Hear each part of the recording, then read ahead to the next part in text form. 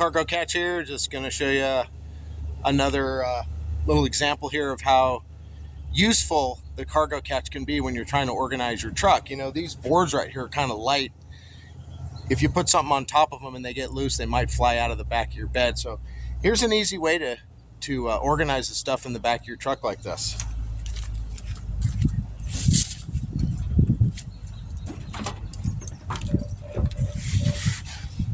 Just mount it a little bit away from the tailgate, from the bulkhead, and you can stack stuff right behind it, just like that. And then, you know, you can detach these hook and loop fasteners here. I've already attached two of them. There's another one here we can detach.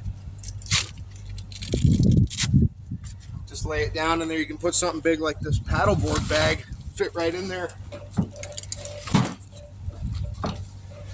And you can just put a cooler, for example, right here, and move this stuff over a little bit and just pop something right in there and fill it up even more.